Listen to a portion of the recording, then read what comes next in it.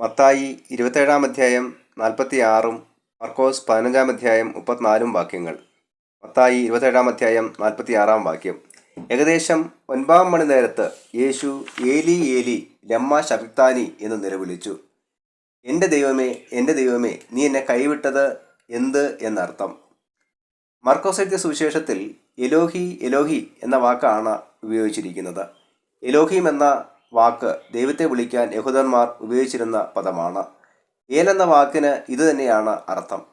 9 മണി നേരം എന്നത് വൈകുന്നേരം 3 മണിയാണ്. യഹൂദന്മാരുടെ ദിവസം ആരംഭിക്കുന്നത് രാവിലെ 6 മണി മുതലാണ്.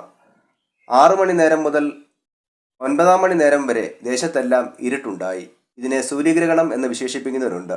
എന്തായാലും പ്രപഞ്ചത്തിൻ്റെ സൃഷ്ടാവായ ദൈവത്തിൻ്റെ പ്രവർത്തനമായിരുന്നു അത്.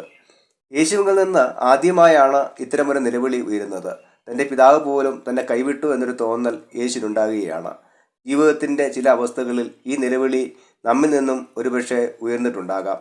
എന്നാൽ ചില കഷ്ടതകൾ വിജയത്തിൻ്റെ മുന്നോടിയാണെന്നും അത് അനിവാര്യമാണെന്നും നാം മനസ്സിലാക്കണം. യേശുവിൻ്റെ ക്രൂശീകരണം അനേകരെ നിത്യജീവനിലേക്ക് നയിക്കാനുള്ള പാത തുറന്നു തന്നു. എന്നാൽ ദൈവം ഒരിക്കലും യേശുവിനെ കൈവിട്ടില്ല. അതൊരു തോന്നൽ മാത്രമായിരുന്നു. നമ്മുടെ ജീവിതത്തിൻ്റെ എല്ലാ അവസ്ഥകളിലും ദൈവം നമ്മുടെ കൂടെയുണ്ട് എന്ന ബോധ്യം നമുക്ക് ആവശ്യമാണ്. ജീവിതത്തിലെ ഏത് പ്രതിസന്ധി ഘട്ടങ്ങളിലും പോക്കുവഴിയും ദൈവം നമുക്ക് ഒരുക്കിയിട്ടുണ്ടാകും. അതുകൊണ്ട് ദൈവത്തിൽ പൂർണ്ണമായി ആശ്രയിക്കാം.